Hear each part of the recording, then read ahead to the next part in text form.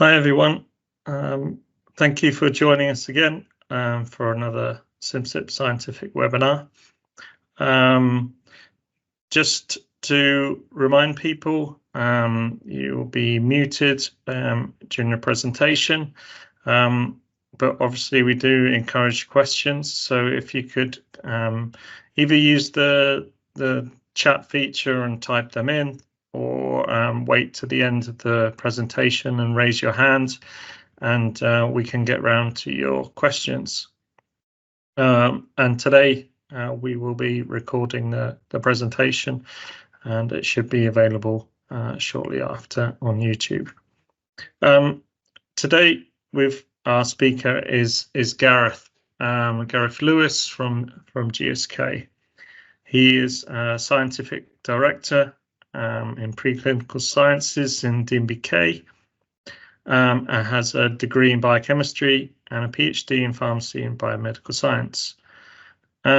He has 20 years experience, so he's very experienced working from hands-on, bench side, and obviously what we're talking about here is PBPK. So he's got a good experience of both sides, both the bioanalysis and also in vivo studies. So his work and that we're talking about today relates to PBPK modeling. He is a PBPK modeler and a project rep, and looks at integrating data for human dose predictions, clinical DDIs, special populations, and supporting projects from candidate selection to registration across a variety of therapeutic areas. So one of the reasons that we asked Gareth to present this was on the back of his recent publication, so maybe you've seen it. And what he covers in this presentation will be looking at the PBPK modeling of prominent oral contraceptive agents and applications in DDI. And what you might also get a flavour for is the amount of extensive verification that Gareth has been looking at in this area. So I'm looking forward to this talk, and over to you, Gareth. Thank you again for agreeing to present today. No problem, Ollie. Can you just check to make sure that you can see me and hear me okay? Yeah, that's perfect.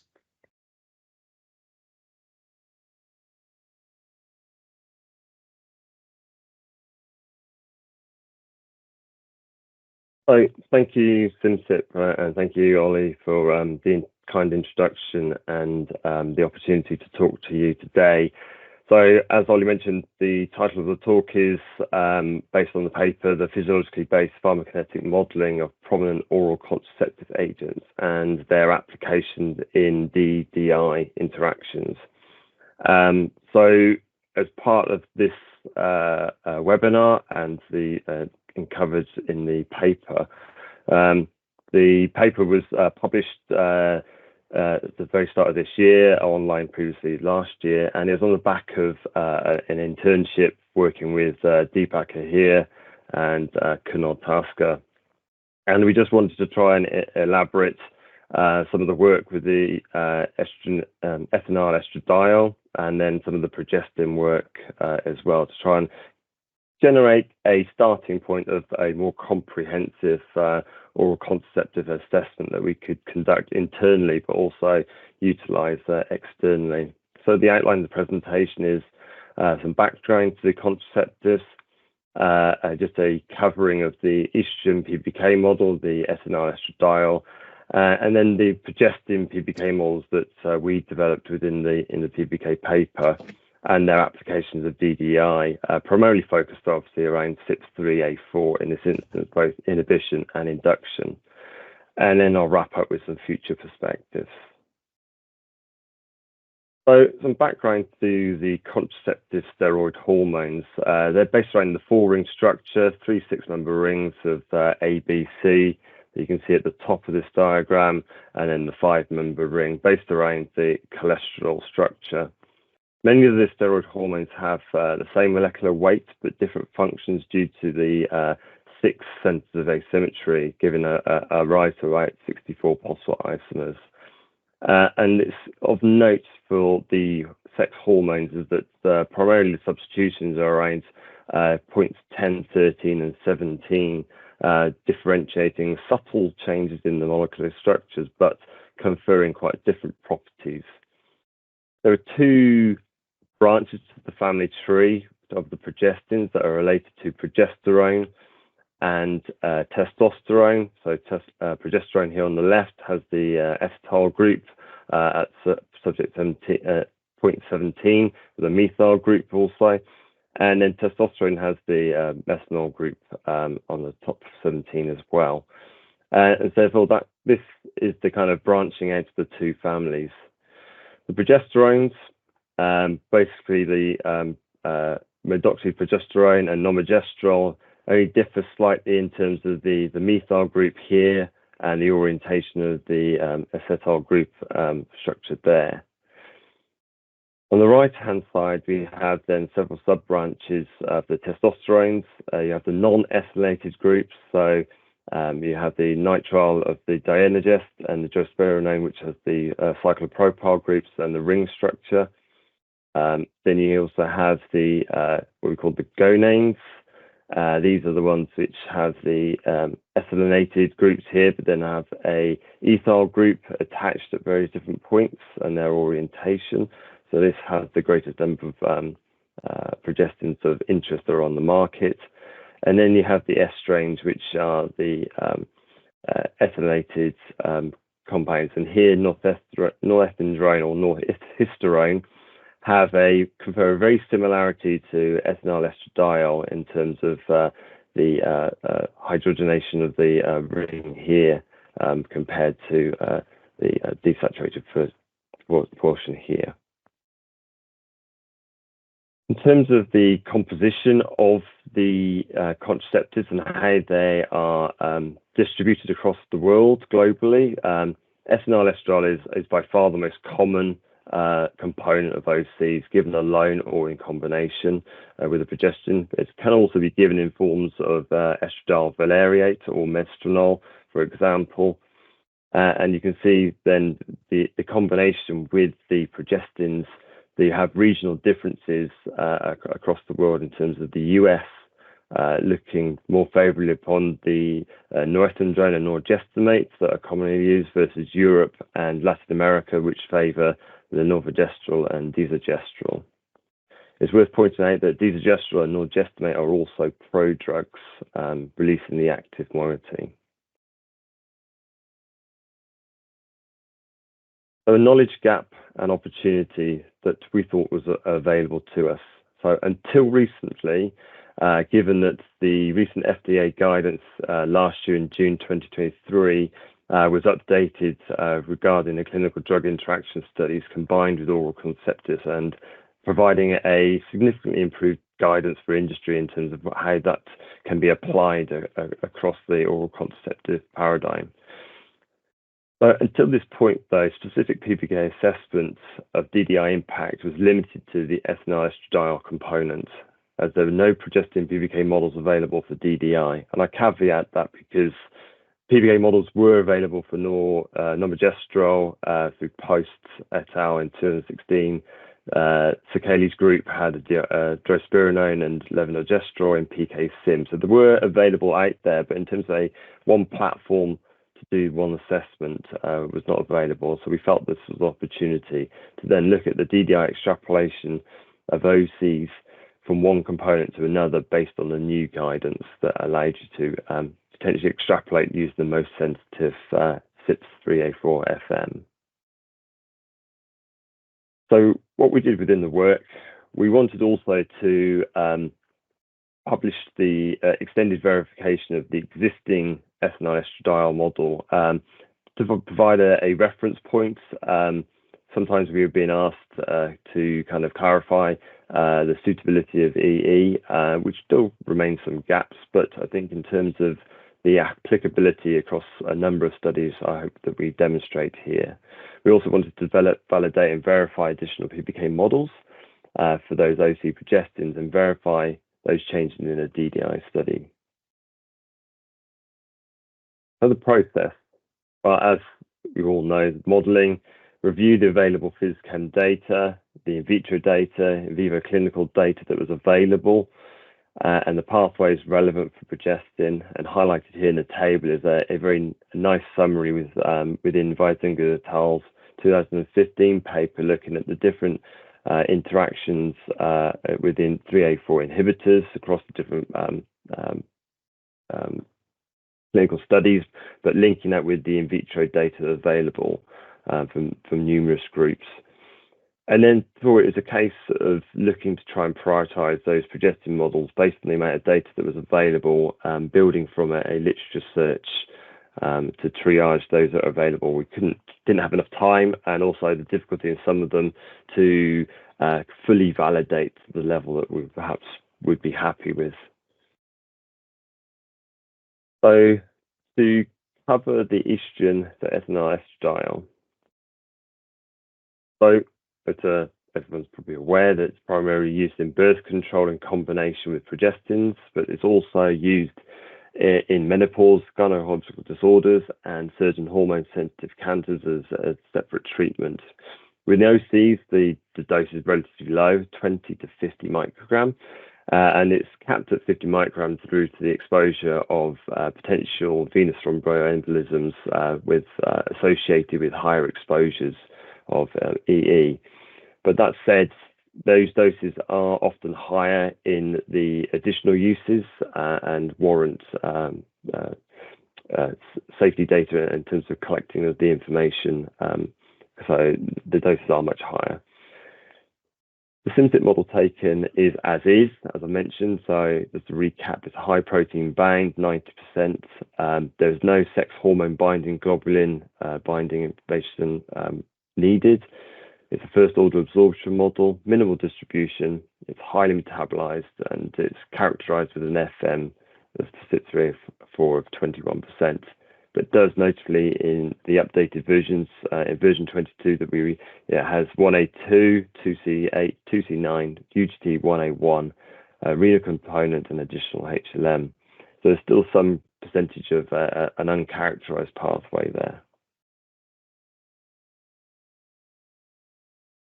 So above and beyond what was already published from the Ethinyl model, we have here an example of 4 IV data sets, clinical studies considering IV dosing of EE at 3 different doses. And 2 of these studies were obtained from the Bayer open source pharmacology GHIT system, where there's a database full of hormonal contraceptive agents. And this was a mine's worth of data, not just for EE, but a number of different components as well. And it's a particularly interesting collection of data. But this shows us that across the IV model, there's 4 different studies and 3 doses, that we have a good concordance from the IV distribution and clearance phase. Here are just some representative examples with individual data points, looking at 3 different doses of EE, looking at, again, utilizing the Bayer open source. So the study here, B959, is ethinyl and Dienogest, whereas the Yasmin, Nardis are basically ethinyl estradiol and drospirenone in terms of collecting those data. So it's not just EE alone, but for these representative ones is where we have a good data set. Here is 4 more examples of multiple oral dosing for EE, covering 7, 10, 14, and 21 days. And again, we have that representation across the time span that is capturing the profile of EE. And again, within the database set, we were actually able to identify some much longer term studies as well.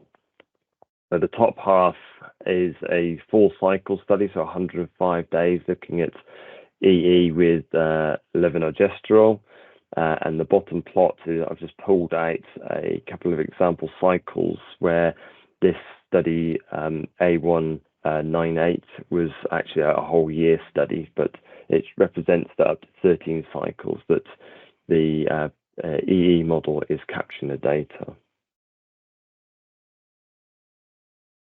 So in terms of predicted observed ratios for these PK studies, it was an extensive collection as we were going through. We obtained the EE data, but by all means, it's not exhaustive. We stopped at 60 studies. 51 of those were combined oral contraceptives, and 33 of those were repeat dose. For the plot on the right, just orientate yourself. This is the standard predicted observed ratio plot with a line of unity. The heavier dashed line is the 125-fold acceptance criteria, and then the lighter dashed is the 2-fold. And then the orientation in terms of the color. So the solid symbols are single dose data points for AUC and Cmax, and open are the repeat dose. So this is where we were able to obtain these parameters. Along the x-axis is the number of studies. So obviously for each study you might have multiple endpoints, and you can see that we have across the total 60 studies, we have 89% within the 2-fold, and then within the tighter constraints, 54%.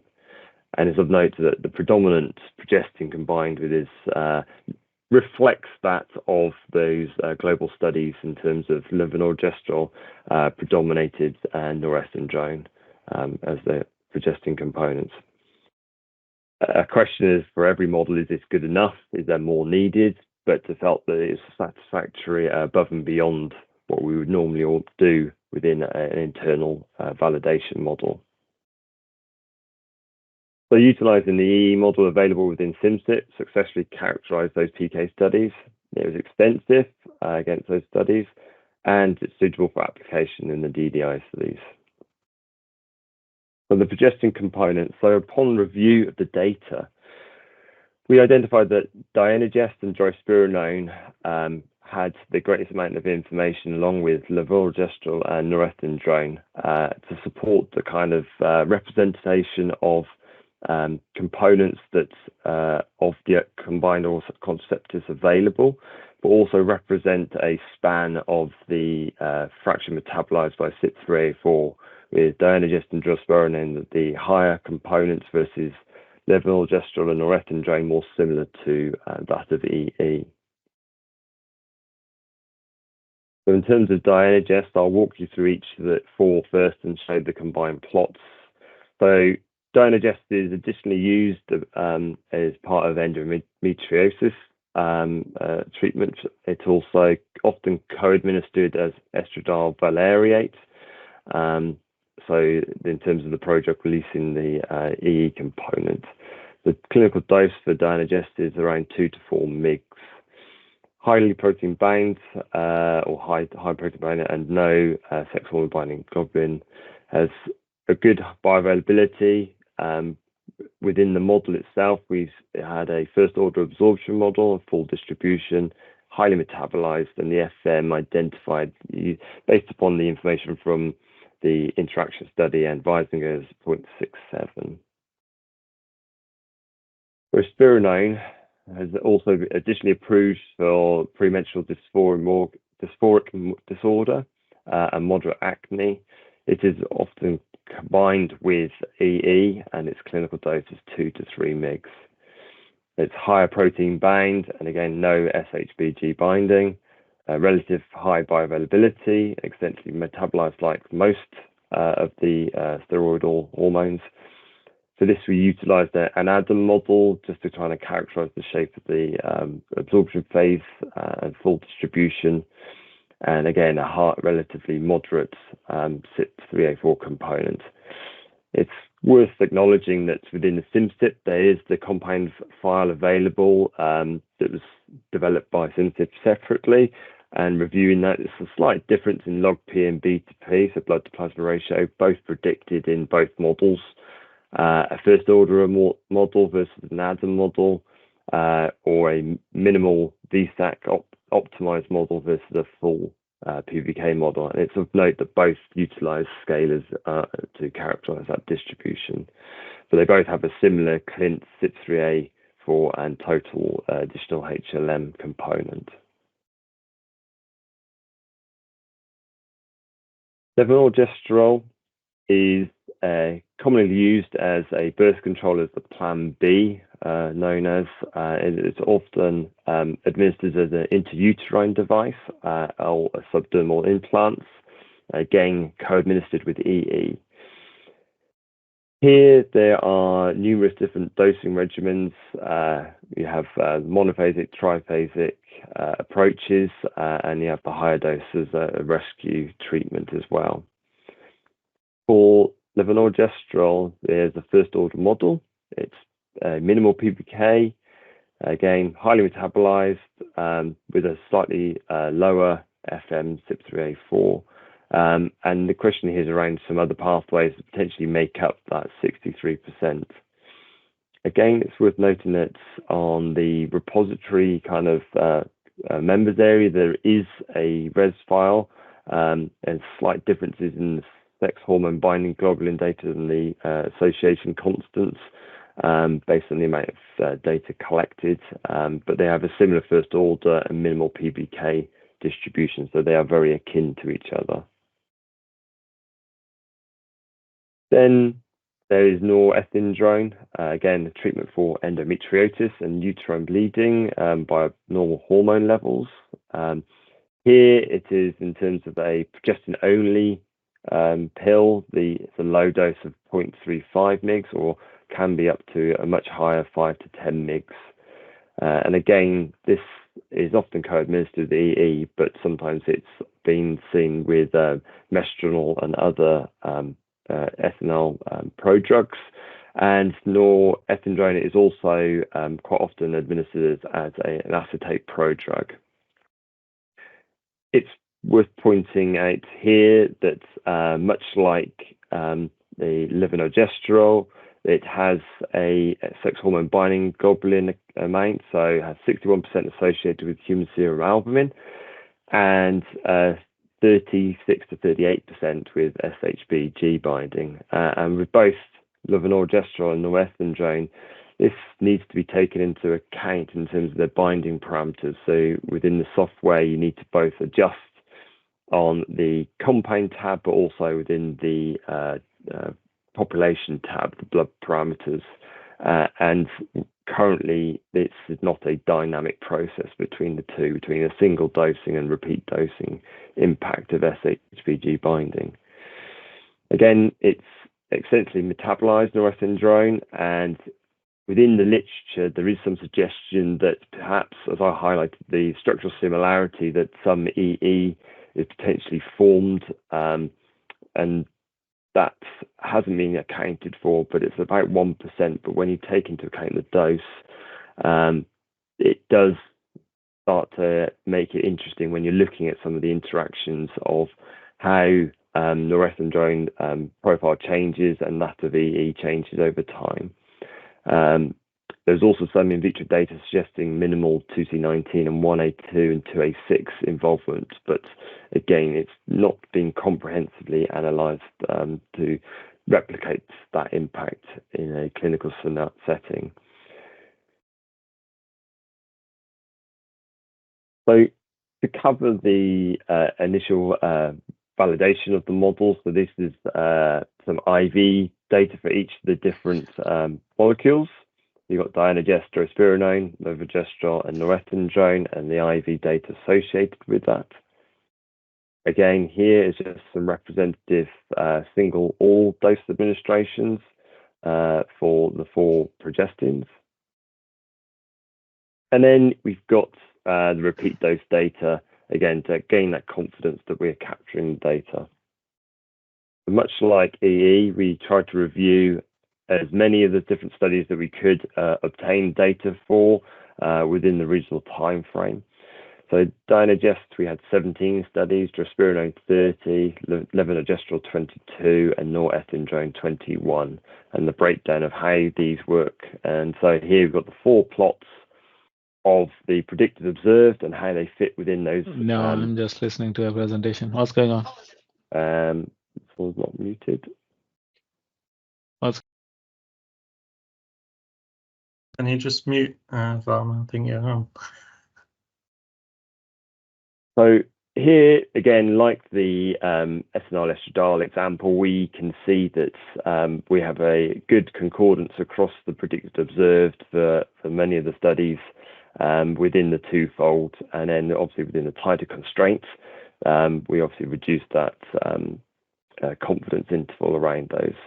And it's worth noting that probably the most variable is that of norethindrone, and it's worth pointing out that, again, a lot of the bioanalytical assays conducted for this older first or sort of second generation progestin made interpretation difficult. So a lot of the studies had to be excluded initially because, again, the specificity of the assays back in the sort of 1970s made it potentially confounding. PBPK models. So in summary, the PBPK models for dinogestrose, levonorgestrel, and norethindrone were developed, been validated and verified, and if we kind of taking the approach within the assessment criteria that we outlaid, that we felt they were suitable to assess in the clinical studies. Application in DDI studies for the oral contraceptives. It's worth outlining the landscape for the OC development in context with that of the emerging DDI. So ethinyl estradiol was approved in 1959, followed on then by some of the progestins in the early 60s, and then the second and third generations through the 70s and 80s, and back end of the 90s for the fourth generations of drospirenone and Dynagest. So you can see here highlighted in the blue icons with the timeline on the x-axis. And that's with the y-axis showing the number of publications of clinical DDIs, only really came into force following the first DDI guidance in the sort of 1907 around the understanding. So many of these progestins either lack some of the clinical studies that we would conduct today, or the data collected is absent to make a full interpretation of the profiles that we observe. Then circling back to the current FDA guidance, so situations where these COC DDI studies should be conducted is broken down into three components. Whether you're interested in terms of a CYP3A inducer, that's where you have in vitro studies suggesting a 3A inducer, or confirmed from a moderate confirmed a moderate interaction with a sensitive substrate such as midazolam in a clinical DDI.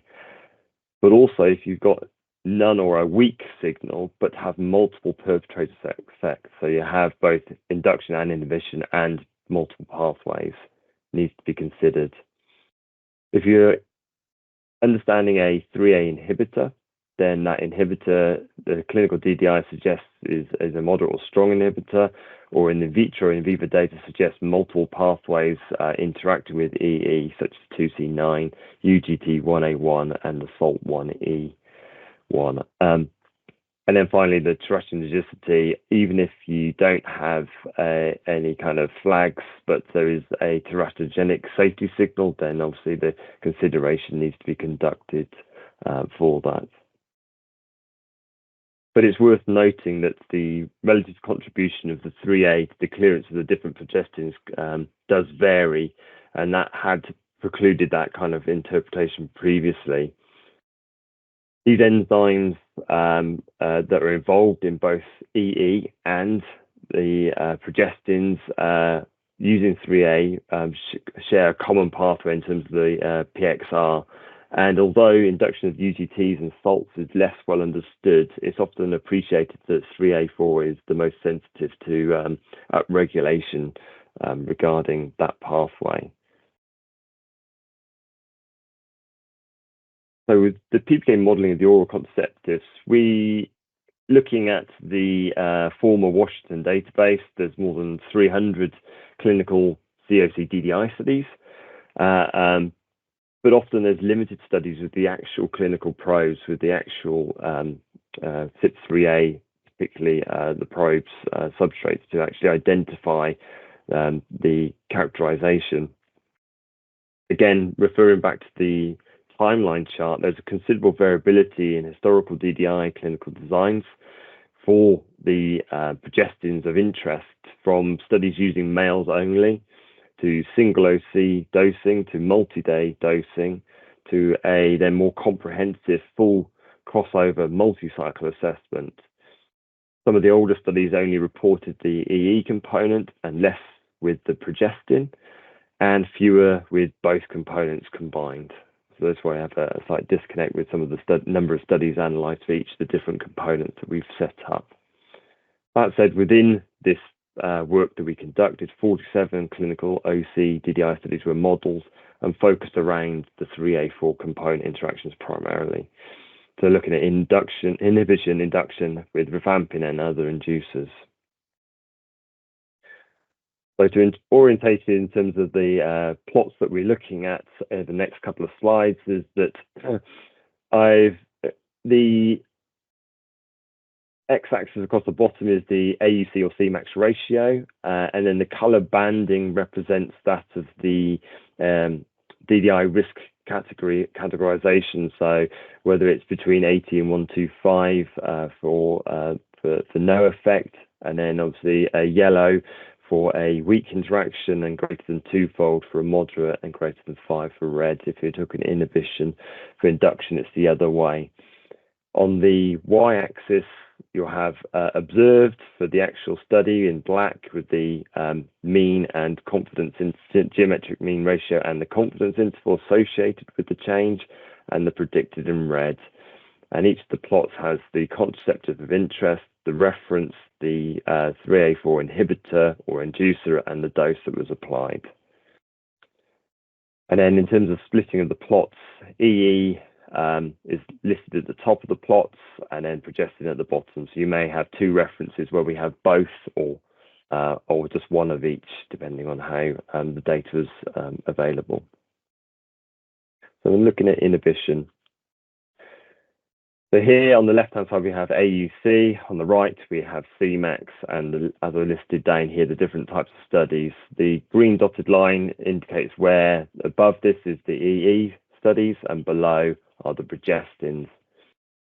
And generally, you can see then in this forest plot that you have a general concordance identifying correct DDI risk, and the that shows us there that we're capturing a lot of the processes in place and replicating the DDI studies.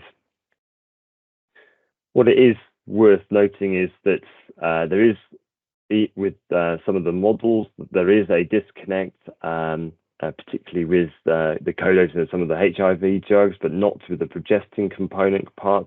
And this potentially highlights the additional pathways and the effects of the perpetrators involved.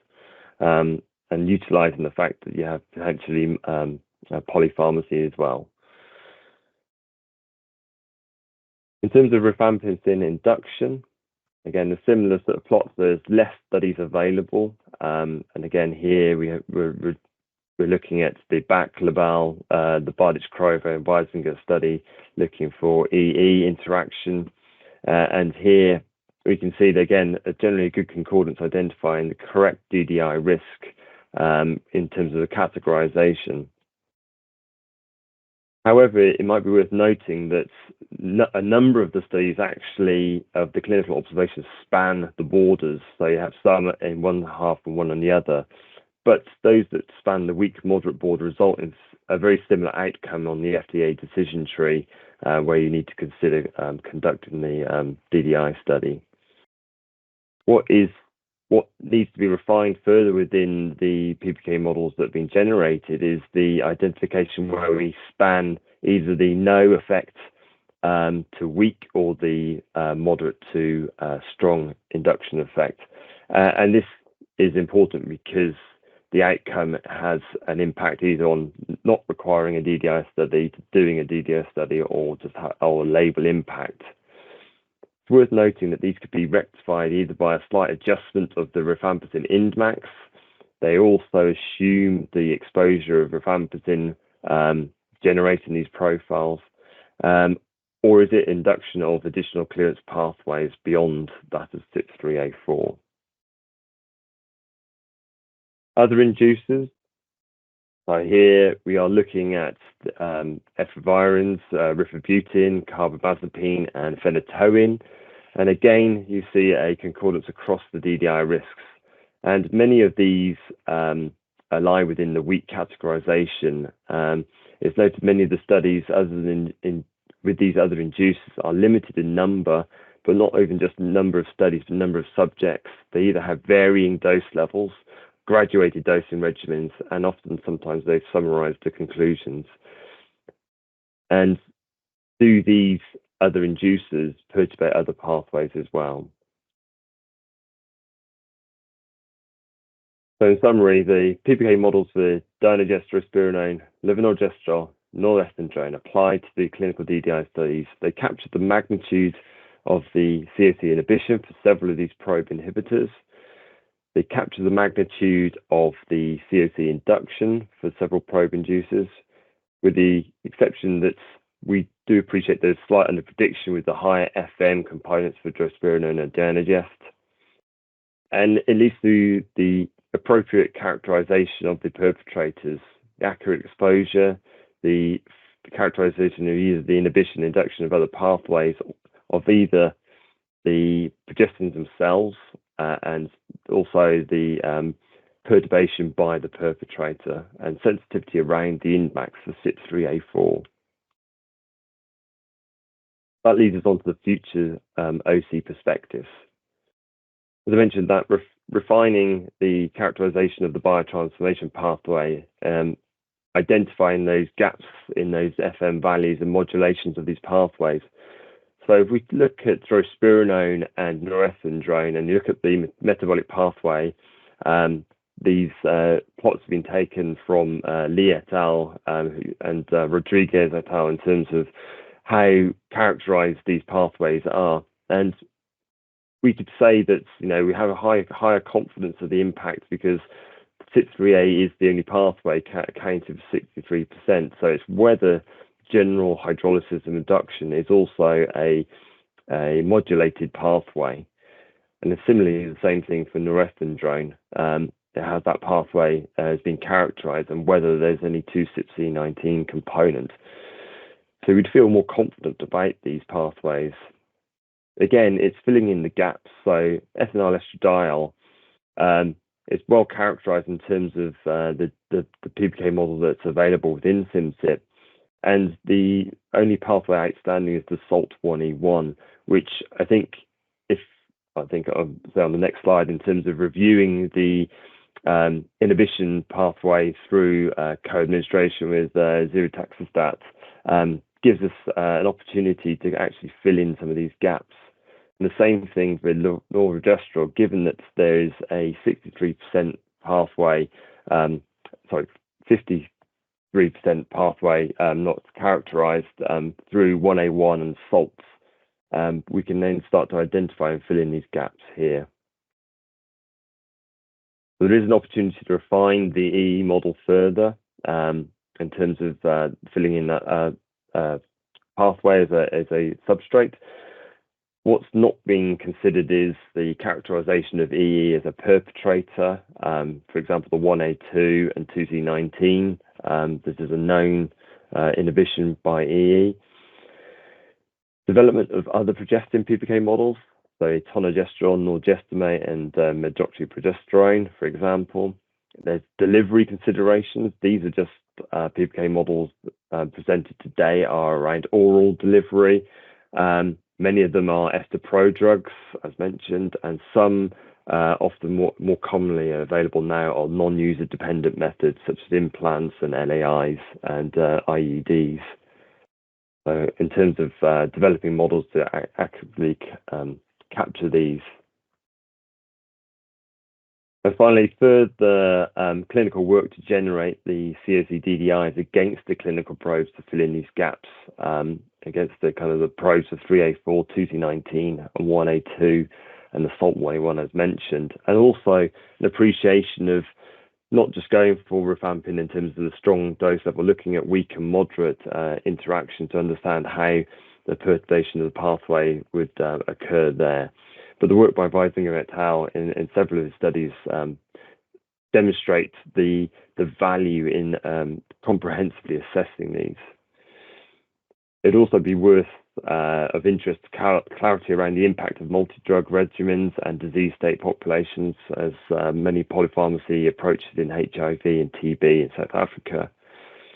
And then there's many examples recently in terms of the development of biomarker-informed PBPK PD models. So looking at feedback, hormone cycles, and also consideration of a more dynamic sex hormone binding globulin model as well, to have that dynamic EE modulation and how that impacts both LNG and norepinephrine. And therefore, just finally to thank Deepak for his diligent hard work whilst he was an intern here, and support from Kunal, and acknowledgement of the Bayer Open Systems for much of the data for EE and for Digest and the publications out there. And I think that's questions. Brilliant. Thank you, Gareth. Yeah, please feel free to raise your hand to ask any questions or use the chat. I've got a question in the chat right now from Amica. One common characteristic of EE is its huge variability, especially with smaller doses. Did you notice any effect of dose on the predictability of the model? Good question. Yeah, there is some variability, and again, I think it's often associated when looking at the study design. So you did see more variable PK depending on how the study was designed. So if you were looking at steady state repeat dosing, then as I was showing with the model, that it was capturing the flow in terms of how those levels change. But again, it's an interesting observation for EE that when you look over an extended duration, that you do see that fluctuation, and as a lower dose, you're going to have a greater impact on those levels, because we're talking at low picogram levels.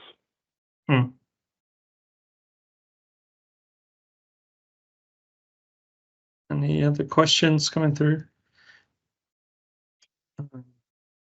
There was an interesting point on the salts, and that's something that we're adding in the next version, actually. So it'll be something you'll be able to start looking at in version 24.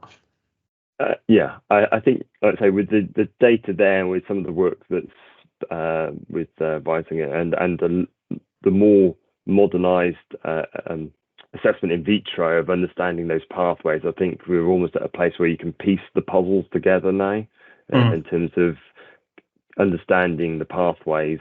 But I think the gap still remains in how some of the perpetrators modulate those pathways, particularly. Sure.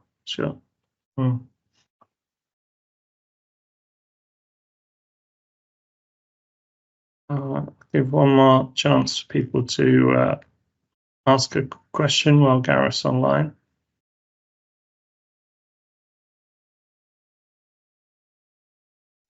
Can I ask another question if no one is asking? Yeah. Gareth, can you help me go to the slide where you had the progestins, the PK? But I was just wondering, did you run were there any DDIs that you already ran with the progestins?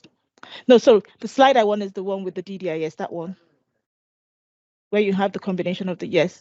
I was just wondering about the AUC ratio combinations comparing EE to the progestins and what the DDI liability was. And it looks as if the progestins, you have a bigger DDI liability compared to the EE. Yeah, so yeah, again, I think so. If I'm correct, in version 22, when this was run, I couldn't run multiple inhibitors, but also it's the combination of the different effects between the perpetrators involved here, and which ones of those characteristics are dominating. So I think it was an interesting observation in terms of the model was predicting an increase, whereas the observations were decreasing. So, perhaps the induction effect of ritonavir perhaps was overriding its inhibitory profile, perhaps in the actual clinic.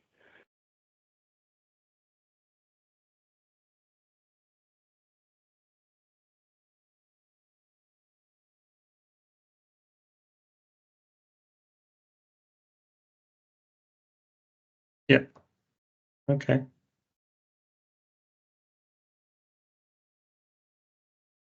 I think partly related to that was the fact that the EE does seem to have that induction on that side, right? Whereas the others seem to have interaction where it's higher AUC observed in those clinical studies, right? Yeah, and there is information out there in terms of whether EE is able to induce itself as well. Bro. Okay. Thanks again, Gareth. I really enjoyed that presentation, and thank you again for giving it to us. And yeah, I'm sure others can follow up with you via email. And if you haven't read the paper also, you can check that out.